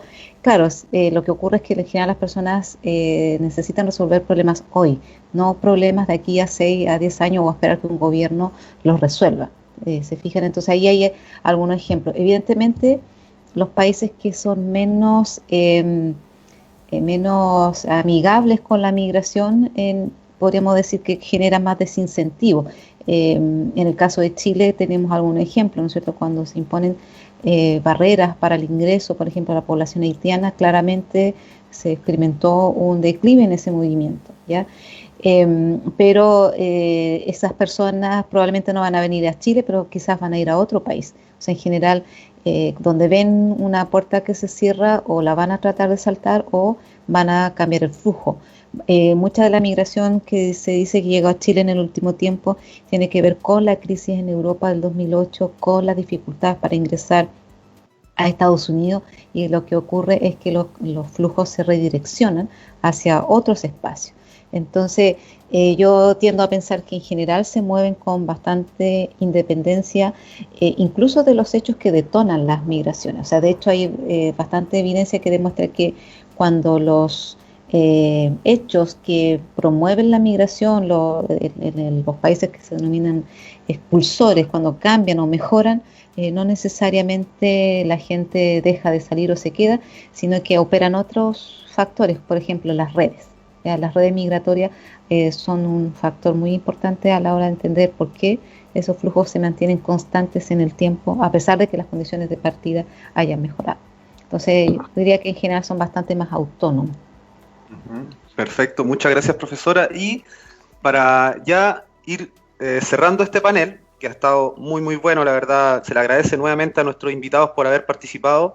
Les voy a proponer, es como una pregunta grupal, les voy a comentar que durante la semana pasada o inicio de esta semana, la CEPAL a través de su fanpage estuvo difundiendo su informe, el desafío social en tiempos del COVID-19, ya que entrega bastante información, y yo quería que me dijeran cada uno de ustedes qué opinaba sobre alguna de sus máximas, de las conclusiones que sacaron, y es la siguiente. Dice: ellos concluyen la fragilidad histórica y estructural del estado de bienestar en América Latina.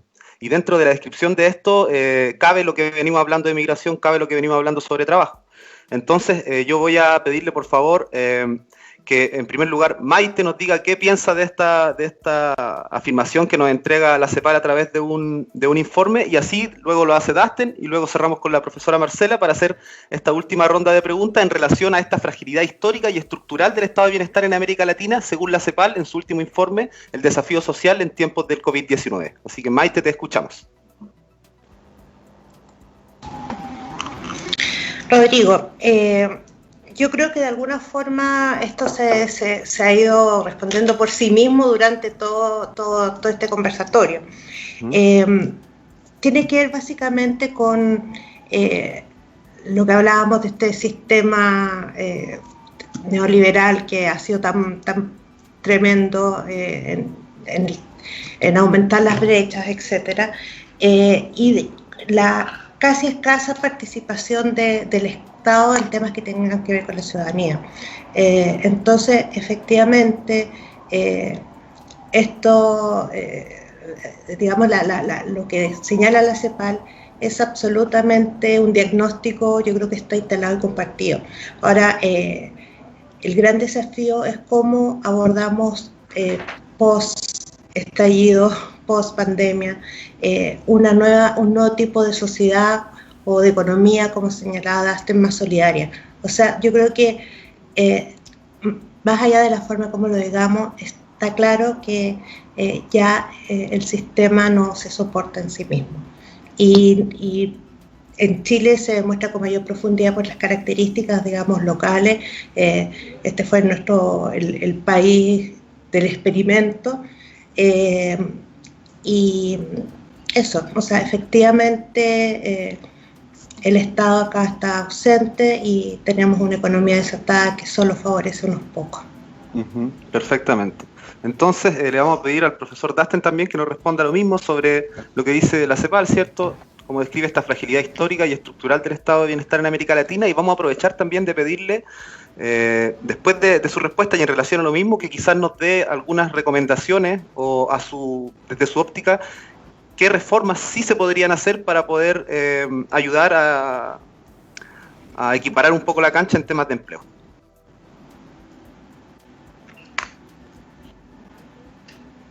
A ver, creo que, a ver, mira, el informe de la CEPAL parte con un diagnóstico bien brutal, ¿eh? O sea, como que no es un... Para que la CEPAL haya llegado a formular con todo el cariño que tengo con la colega Laida Abramo, que es la directora, y todo lo que aprendió de su trabajo, para que la CEPAL haya intervenido, digamos, por decirlo de cierta manera, con esta observación de realidad y haya presentado un diagnóstico tan crudo como el que está presentando hoy en día, ya te alerta de que hay un montón de políticas que se están tomando a nivel regional que tienen un desconocimiento profundo de cuáles son las realidades latinoamericanas, y expresa también, o sea, como una suerte de preocupación que no es solamente desde el punto de vista de la salud, ¿me entiendes? La ciencia de la salud han emergido a pensar como lo que llamaría Latour una controversia, digamos, una controversia científica, y a disputar el régimen de saber poder, digamos, aquí, y la CEPAL hace lo mismo también, o sea, como de conocimiento de las condiciones socioeconómicas, políticas, incluso geográficas, digamos, de Latinoamérica. Entonces, ¿qué es lo que hay que hacer? O sea, como si al final es eso, ¿qué hacer? La pregunta que respondía Lenin, digamos, hace mucho tiempo atrás. Pero en este caso, y para ser como más diplomático también con el marco de lo que estamos conversando, tendríamos que pensar en que no podemos descomponer el empleo como de una manera aislada, digamos, de otro conjunto de políticas, ¿ya? Entonces, el informe, por ejemplo, de la CEPAL habla de un mercado laboral precario, ¿no? Nosotros, insisto, o sea, como no es por ser carnaza, pero o sea, hablamos de una sociedad precaria. Muchos investigadores e investigadoras hablan de esta precariedad hace mucho tiempo, que ya se impone brutalmente en nuestra sociedad. Entonces, hay que modelar un marco de reformas, porque esto son reformas, readecuaciones y transformaciones también brutales para lo que han sido los intereses de grupos que hoy en día tienen un gran poder, un gran ejercicio de poder en la formulación de estas políticas. Es decir, hay que quitar el piso, por llamarlo de alguna manera, a quienes Alexis Cortés está estudiando ahora también, que son los think tanks, estos grupos de pensamiento, que son los formuladores detrás de las políticas que promueve el sistema político y los partidos políticos en general. Y para ello hay serias medidas redistributivas que hay que tomar. O sea, como una taxación a las grandes riquezas en Chile, como una transformación al sistema de pensiones, como un control, digamos, también del Estado de parte de la economía, o sea, y un cambio también en la política de crecimiento. O sea, son cuestiones como nodales y centrales, más con una crisis ecológica en medio. Entonces, hay todo un tejido y una red capilar de economías solidarias, de economías comunitarias, de comunidades de pueblos originarios que tienen un sentido colectivo de la economía y de la sociedad y de la vida, de la cual también en otras latitudes ya se está aprendiendo, digamos, o sea, como que hay aprendizaje. Y hay un tema del trabajo de cuidado que también tiene que pasar a ser valorizado. Hay una serie de cuestiones que nos empieza a interpelar esta crisis de manera generalizada como sociedad, y las respuestas no pueden ser focalizadas en un solo tema, ¿me entiendes? No pueden ser focalizados en empleo, porque si no vamos a encontrarnos con las mismas medidas de inserción laboral precaria en un ¿cómo se llama?, en un contexto de crisis, donde el desempleo va a ser seguramente la tendencia, donde las tasas, ya lo dice la OIT, lo dice la CEPAL, lo dice el FMI, lo dice el Banco Mundial. Entonces viene de distintos códigos para decirnos, viene una recesión económica potente. Entonces la salida a esta crisis va a ser una salida desde un enfoque de un socialismo democrático, como lo plantea Butler, va a ser una propuesta radical desde el punto de vista de las izquierdas, va a ser un neofascismo brutal, a lo Bolsonaro o incluso más. Entonces yo creo que esas son las preguntas que sean abiertas en el plano sociológico también, y también desde el punto de vista de la política pública, de la política social. Y creo que tenemos, como ya se ha desgranado el choclo aquí, digamos, de estas especialidades de la migración o del trabajo, de que son fenómenos que están atados a una condición que es la sociedad precaria. Y en eso deberíamos pensar como toda la red que se ha logrado articular y generar esos soportes solidarios y generar en darle mayor musculatura y fortaleza a esas redes de seguridad y avanzar en una lógica distributiva. Con eso me quedaría. Perfecto. Muchas gracias, Tasten. Entonces vamos a pedirle a la profesora Marcela Tapia que también aborde esta conclusión que entrega la CEPAL sobre la fragilidad estructural del estado de bienestar en América Latina, y también se dé el tiempo de hacer quizás algunas recomendaciones. Ya nos esbozó algo por ahí que tiene que ver con la regularización de las personas, ¿cierto?, que están en situación de movilidad. Y eso, profesora, le dejamos el micrófono abierto para que pueda realizar su intervención. Gracias. Sí, yo también estuve mirando el informe, bastante lapidario, bastante duro. Vienen tiempos muy difíciles para todos y obviamente dentro de esa totalidad para unos más que otros. Y en particular, en el caso que a mí me interesa para las migraciones y la población extranjera o los sujetos móviles, como yo les mencionaba, es mayor todavía. Evidentemente existen, yo diría que los debates hoy día discurren por dos grandes vertientes, ¿ya? Uno es la cooperación, no solamente a nivel nacional, sino sobre todo entre países, sobre todo en términos de coordinación, en diálogo de regímenes fronterizos, por ejemplo, que la mayoría están hechos en clave nacional, sino nacionalista, o el control y la seguridad, ¿no es cierto? Que digamos que ahí, por esos dos grandes vertientes, están discurriendo las principales soluciones. Ahora, claro, yo creo que esta pregunta es más aspiracional que otra cosa, ¿no? Yo esperaría que nos declináramos por la cooperación, pero ¿dónde está la dificultad cuando lo vinculamos al tema migratorio? Es que los migrantes nunca han sido un caballito de batalla de las clases políticas, yo me atrevo a decir de casi ningún color político, ¿ya? Nosotros mismos hoy día nos preguntamos por qué tenemos la misma ley migratoria del año 75 y estamos hablando de más de 30 años de democracia, y eso tiene que ver con la baja interés, ¿no es cierto? Porque, claro, la pérdida, lo que supone el desgaste de asumir una política pro-migrante no es una postura que venda mucho, ¿no es cierto? En términos electorales me refiero.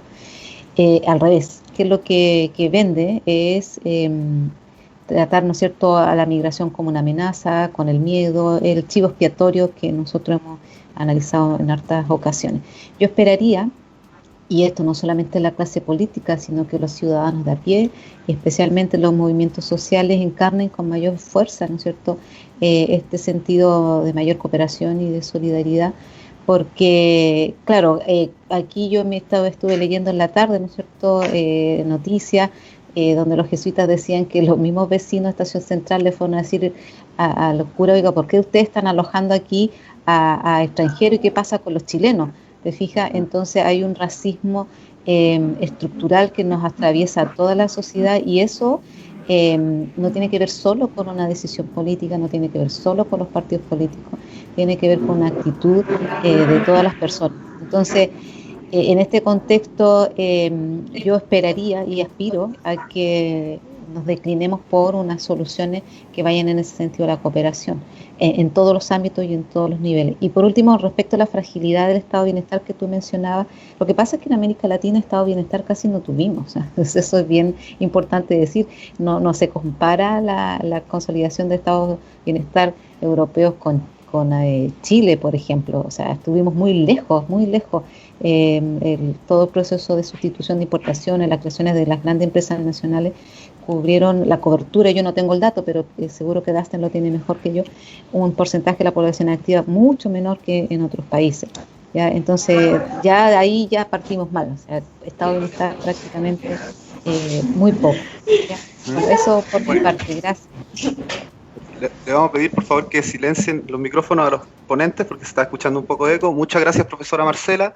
Bueno, vamos a comenzar a despedir de a poquito este primer panel virtual organizado por el Colegio de Sociólogos y Sociólogas de Chile. El título del panel es Chile entre el estallido social y la pandemia, una mirada desde los estudios migratorios y del trabajo. Hemos contado con la participación de Maite Descubieres, presidenta del Colegio de Sociólogos y Sociólogas de Chile, con la profesora Marcela Tapia, investigadora especialista en estudios migratorios, y con el profesor Dustin Julián, especialista en estudios del trabajo. Además, recordarles que esta transmisión fue posible gracias a la colaboración de Radio Lab Ecuador. Por favor, visiten la página web si quieren mayor información, es www.radiolavec.com para que se informen. Y nada más que agradecer a todas las personas que participaron en la producción de este programa, agradecer una vez más a los panelistas y a sus muy buenas exposiciones, nos aclaran mucho la película, esperamos haber contribuido y haber podido ofrecer información fresca, información legítima, proveniente también del quehacer de las ciencias sociales, para ponerlo sobre la mesa, para que estemos más informados y sobre todo para intentar cambiar la toma de decisiones hacia una sociedad que ojalá gradualmente deje de ser tan precaria como nos decía el profesor Dustin. Así que mire, yo dejo una reflexión para el final. Generalmente los diseños de políticas públicas dentro de un país son reflejo de su sociedad y reflejan el consenso que ha primado al momento de diseñarla. Así que, claro, como decían los dos profesores, hay que avanzar no solamente en un área de política, sino de una manera más contundente para poder hacer una sociedad más igualitaria. Así que mi nombre es Rodrigo Dueñas, soy sociólogo, máster en políticas públicas también, y nos estamos despidiendo. Un saludo a todos, que estén muy bien en su casa. Hasta luego.